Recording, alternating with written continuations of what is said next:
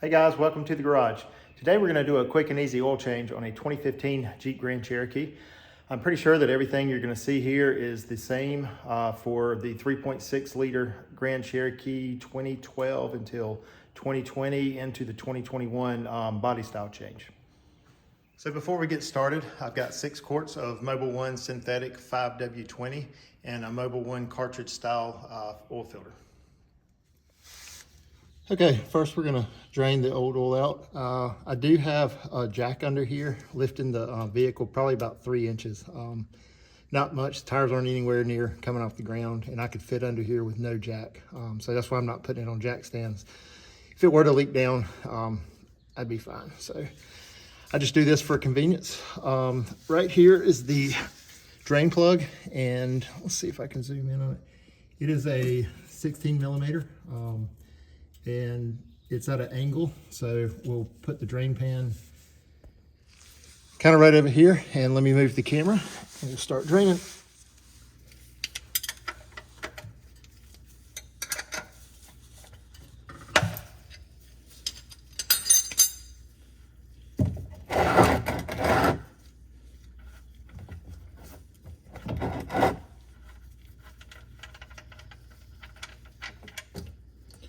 All right, and I did let this engine warm up a little bit. It's not scalding hot, but I wanted it to be warm enough to get most of the oil out.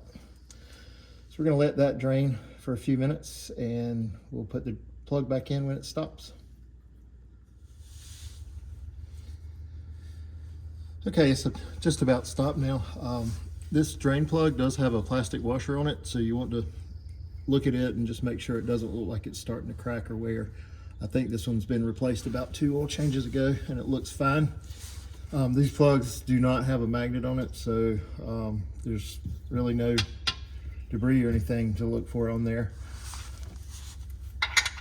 Another thing I just kind of thought of while I was sitting here waiting for the oil to drain is that on this vehicle, you know, I did jack the front up just a little bit to help get under there, but also the way the oil pan is shaped, it does tilt towards the drain plug is at the rear of the oil pan. So sometimes you would not want to tilt the vehicle back when you're draining the oil, because it may prevent some of the oil from coming out of the pan. But on this one, it is okay to do that.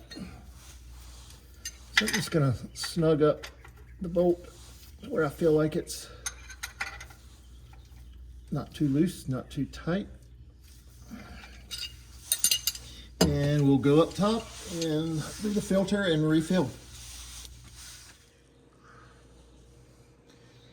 All right, under the hood, one thing I forgot to mention, I always like to pull the dipstick if it has one before I drain the oil.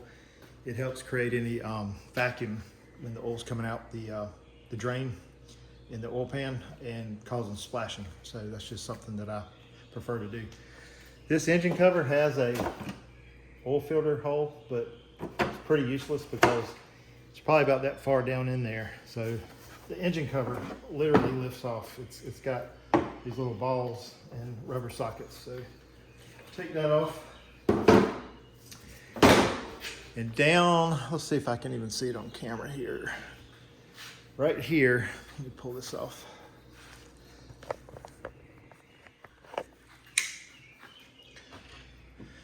So right here is the oil filter housing. This is a 15/16 is what I use. I'm sure there's an equivalent millimeter, but I've never looked it up, and a 15/16 fits it just great. So this cap here will pull the filter element out with it, and it is actually the oil cooler, and it sits in the valley. Coolant goes through it and oil goes through it, and that's a heat exchanger. They're very prone to leak. I think I put one on this vehicle about 2 years ago, so that has been replaced before. You do want to be careful removing it and putting it back on. You don't want to strip the nut, or you don't want to crack the lower housing and cause an oil leak. So I'm going to put the camera back up here on the tripod so I can get a breaker bar in there and get that taken out, and we'll show you the filter.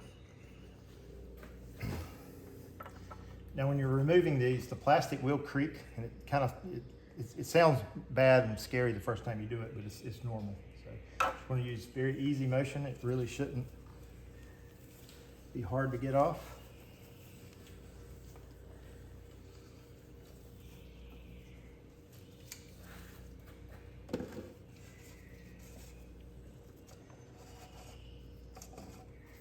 Now grab the camera so that you can see the filter element coming out.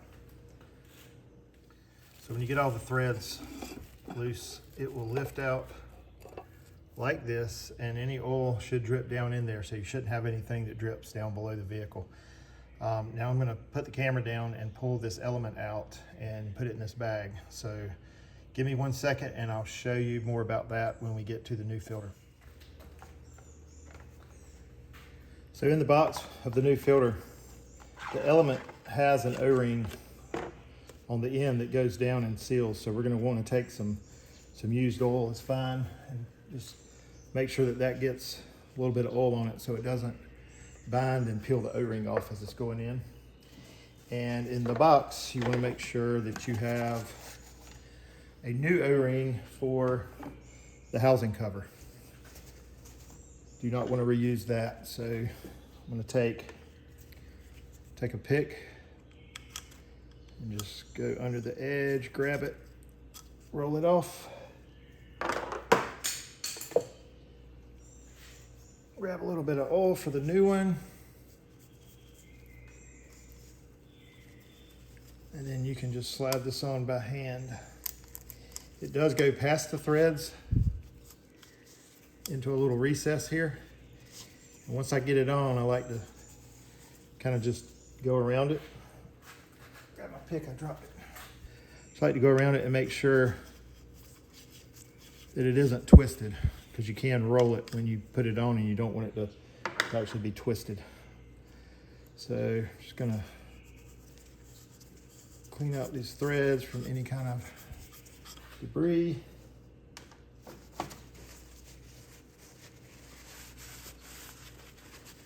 And then the new element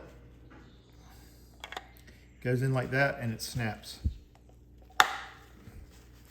So you should hear and feel the snap, and it should be tight. So we're just going to drop it back in there, spin it in by hand. It should be easy to spin in by hand until you get to where the O-ring starts to go past the lower housing. Then we'll take the breaker bar and we'll gently tighten it until it's snug. What you're hearing right there is a little bit of the plastic creaking and a little bit of, there's a spring in there, it compresses.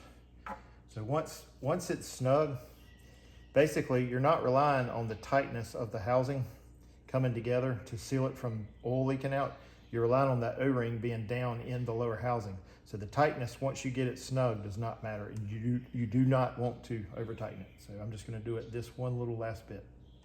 And that's it.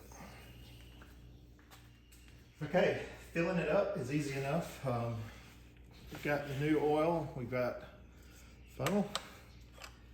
Get the cap off. Funnel in. And you know, well, my funnel isn't very big, but a lot of these valve covers do not let a lot go in at one time, so you do not want to put too much in too quickly or it will overflow or spurt back at you.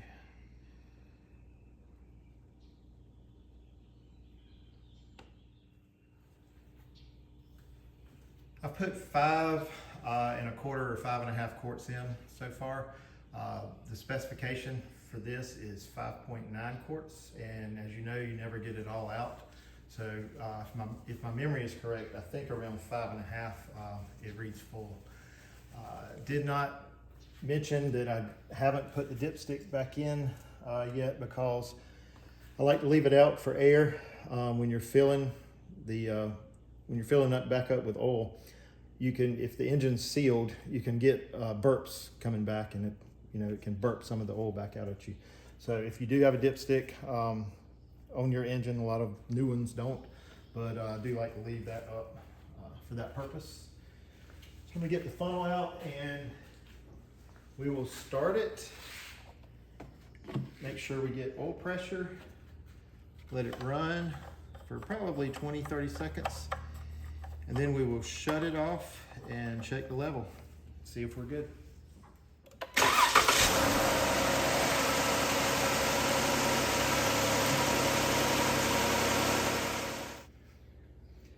Okay, I cheated a little bit. I checked the oil after I ran it for a second, and it was a little bit low. So I ended up putting almost all of the 6 quart in there. And now we're gonna check it and make sure. What we wanna see is, if you can see there's cross hatches right there, and this is the safe range. So we wanna be in the top of the safe range.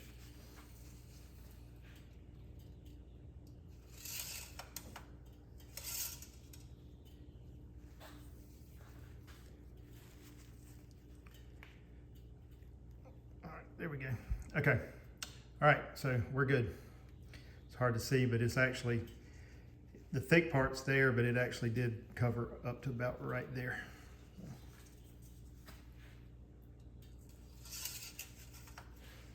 I'm gonna put the engine cover back on.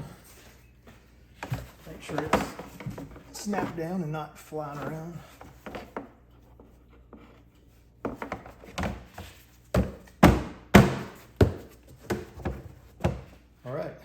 All right, guys, we're going to end this one off.